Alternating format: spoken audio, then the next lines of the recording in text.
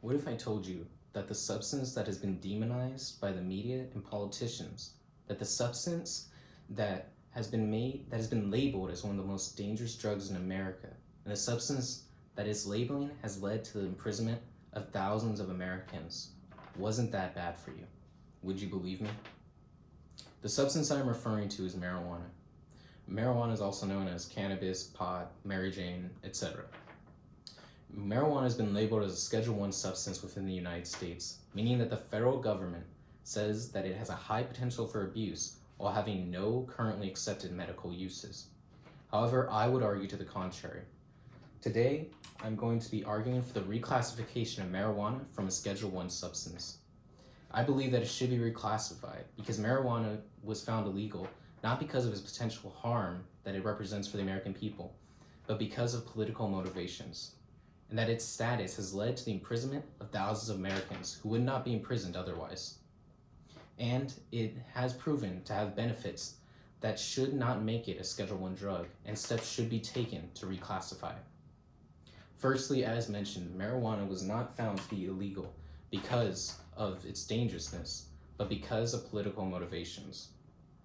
In the article, The Real Reason Weed is Illegal, 2017, Ryan Redding, the Georgian staff, explains how in 1968, after President Nixon declared the war on drugs, his former domestic policy chief said that by criminalizing drugs heavily, we could disrupt those communities, we could arrest their leaders, raid their homes, break up their meetings, and vilify them night after night on the news. Did we know we were lying about the drugs? Of course we did. This was a continuation of the demonization of marijuana in the decades prior, during the mass immigration of Mexican immigrants to the United States. It was used in order to target communities that were political rivals to those such as Nixon, which in this case were Black communities and the hippies. This actually goes against the history of marijuana up until that point, as it was shown to have medical uses. In 2011, in his book Marijuana, Adams says that cannabis was used as a medicine from the 1800s to the mid-1900s. It was used as treatment for multiple different illnesses, and that by making it illegal, this type of treatment was denied to those who could have benefited from it. Secondly, marijuana being a Schedule I substance has allowed for the imprisonment of hundreds of thousands of people over the years, and potentially threatens thousands more.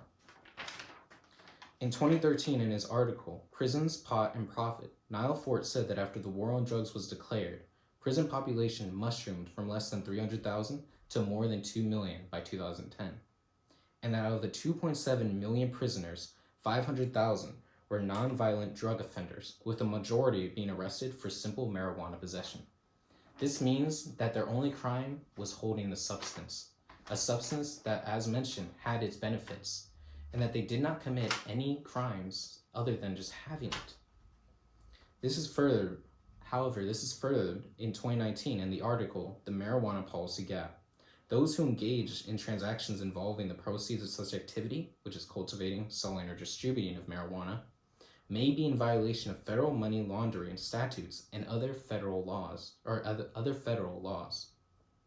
This means that while states such as California have found marijuana to be illegal, if the federal government so chose, they have the power to send in the DEA or FDA to arrest the hundreds of people who are using marijuana right now, whether they be the people who are purchasing it or the people who are simply working behind the counter and selling it.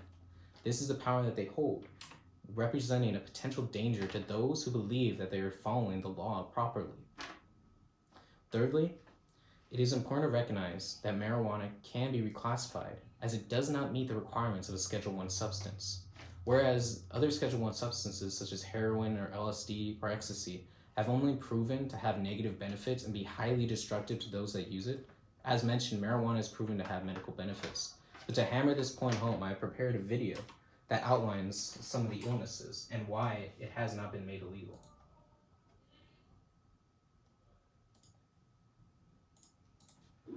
Conditions that might be improved by cannabis use include inflammatory bowel disease, multiple sclerosis, neuropathic pain, chemotherapy-related nausea and vomiting, pediatric seizure disorder, and a wide variety of other illnesses. Patients who have tried numerous medications without getting adequate symptom relief are hopeful that cannabis will work for them. While many patients claim cannabis reduces their gastrointestinal symptoms, there is little clinical research to date. Part of this is related to the illegal state of cannabis and past stigmatization. So, researchers in many countries face legal barriers studying its medical effects on humans.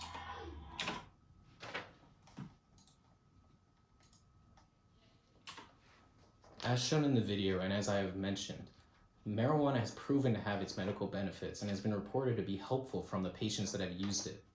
However, due to laws, the research has not been done to verify or disqualify these facts. That is why steps should be taken to further study marijuana, along with the steps should be taken to reclassify it. As stated in the Marijuana Policy Gap, Congress has the power to help reclassify it. Congress could amend the CSA to move marijuana to a lower schedule or remove it entirely from control.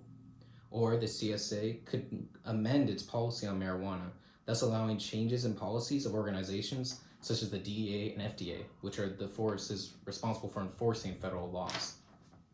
By doing this, as mentioned, it would help to free many people, thousands, who have been imprisoned just for possessing marijuana. Along with this, it would provide benefits for the government, as this new income could be taxed for profits for the government to be used. And it could help to rebuild the communities that have been hurt by the marijuana arrests and imprisonments. Ultimately, cannabis is a substance that was not made illegal because it was dangerous, but because it represented a political opportunity for politicians. In turn, its legality has crushed and destroyed thousands of lives and will continue to ruin lives if something is not done. That is why it must be reclassified from a Schedule I substance, as not only is it not as dangerous as other Schedule I drugs, but it also is proven to have many benefits. That is why Congress or the CSA should take the steps to reclassify cannabis in order to ensure a better future for American citizens. Thank you for watching.